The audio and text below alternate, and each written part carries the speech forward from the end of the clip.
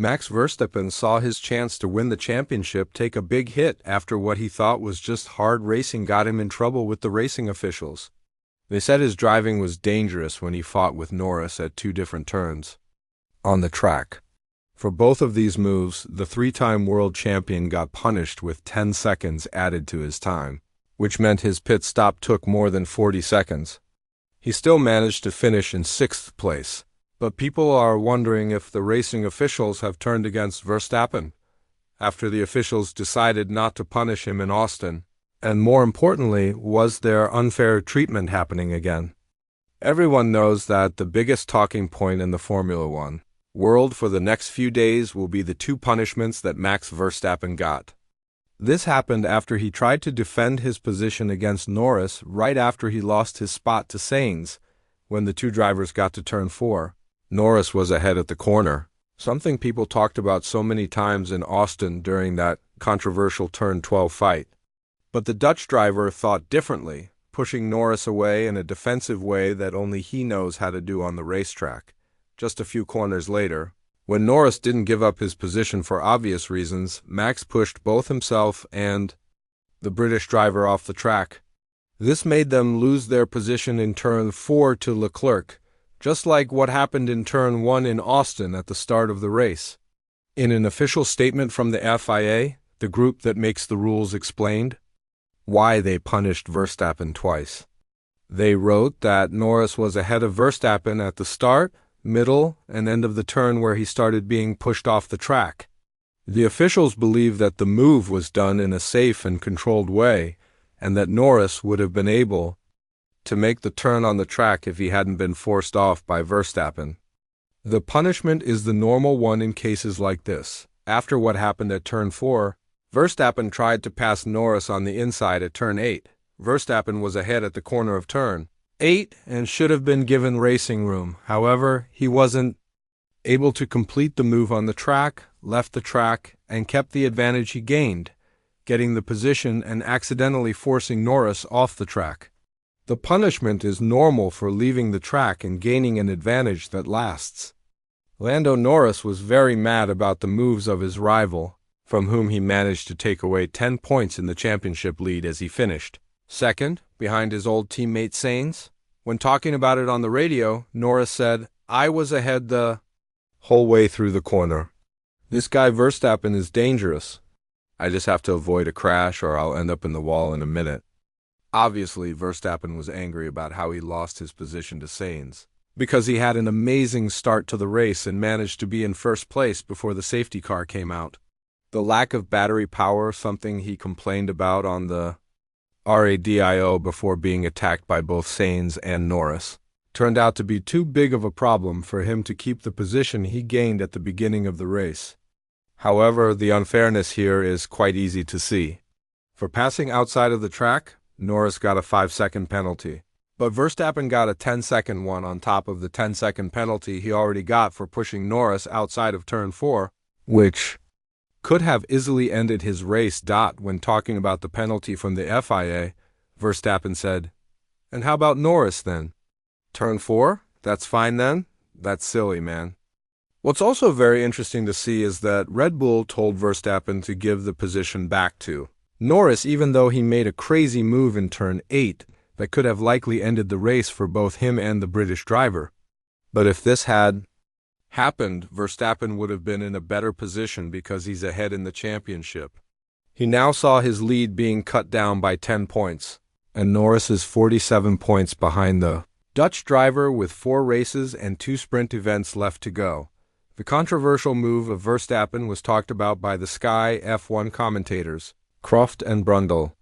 David Croft said, "Well, Lando is getting more aggressive this week, but still feeling how can he fight against Max Verstappen when Verstappen just runs him off the road?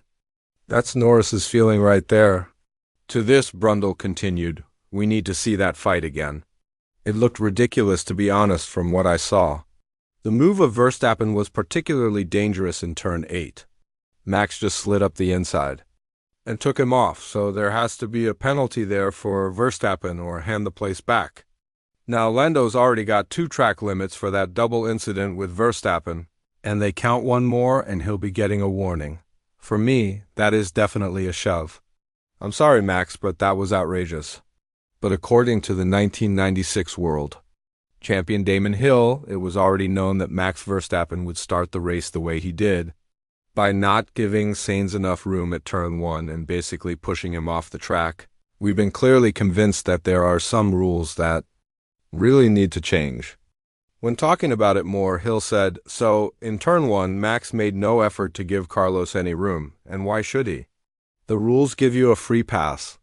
However, one couldn't help but wonder why the FIA's actions weren't as strict as the actions that Perez took towards Lawson.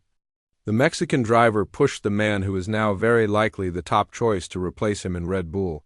If a change is going to happen, we've seen that more than 400,000 people came to watch here in Mexico, and all of the fans were there because of Perez, so giving him a penalty would have definitely made the fans very upset. But is this the main reason why the FIA has decided to be as unfair as possible? And how are they giving out 10-second penalties for a move from Verstappen and ignoring the one from Perez? One thing is for sure, the FIA is now changing the story. After all of the arguments in the previous race, the group that makes the rules is determined that the racing style of Verstappen won't be allowed anymore. Yes, he might be really good at understanding the rules in his favor, but after the McLaren complaint was rejected before the beginning of the Mexico Grand Prix, the drivers have reportedly come together and complained to the FIA about how they should race, and whether they should use the same tactics as Verstappen. This is what likely made the group that makes the rules be more strict about the actions of the three-time world champion. That's why 10-second penalties were given for his actions, even though we're still racing under the same rules. The FIA has promised that these will change in a month or so around Qatar, which should provide more interesting racing to watch, and see whether Verstappen would follow the rule book like he did in Austin. But one thing is for sure, the FIA won't allow these dangerous moves and the make-it-or-break-it actions from Verstappen, which were clearly visible in turn 8 of the race. It did cost Norris a lot because he had to spend most of his race chasing Leclerc. While he did pass him, we have no idea whether or not he would have had the speed to get closer to Sainz and challenge him for the win. But this is what the sport is made of. The FIA would have a lot of work to do in the following period because not punishing Perez for similar actions to Verstappen and giving 2 separate 10-second penalties to the Dutch driver is not how the sport should move forward in terms of being fair. Even though the penalties for Verstappen were quite deserved, the reaction of Verstappen was quite expected. He didn't agree with both 10-second penalties that were given to him by the FIA, calling them silly. It didn't help that this was a one-stop race where he would have had to take care of the tires for most of the race. Norris was unable to get past him before the Dutch driver entered the pit lane, but either way, he knew that he was going to finish the race ahead of him if a miracle didn't happen. So all in all, Verstappen finishing in 6th place is definitely the most he could have done out of such a crazy weekend full of competitive racing. Formula One is fully back, and if it hadn't been for Leclerc falling under pressure, it would have definitely been another 1-2 finish for the Ferrari team. But even like this, they've made some solid progress on McLaren and have passed Red Bull in the team championship, putting the Austrian team in 3rd place. They've had the home hero, Perez, finish last with a damaged car. If Verstappen manages to win the championship, it would definitely be with the 3rd fastest car on the grid. If Red Bull officially finishes there, it would be the first time since 1983 that a driver has won the championship while his team was 3rd fastest, after Nelson Piquet.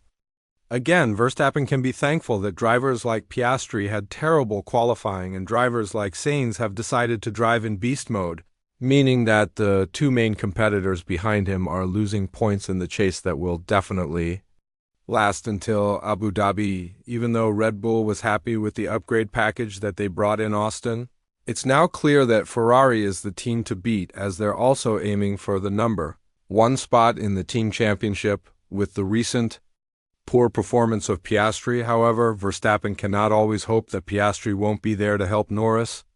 We've seen that every point counts. So while you'd think that After 2021, the Dutch driver won't break under pressure. The moves in turns 4 and 8 against Norris, just as he got passed by Sainz's better top speed with DRS in turn 1, show that even he understands how much every point counts here. With all of this in mind, do you think that Verstappen's penalties in Mexico were deserved? And do you think that we're going to see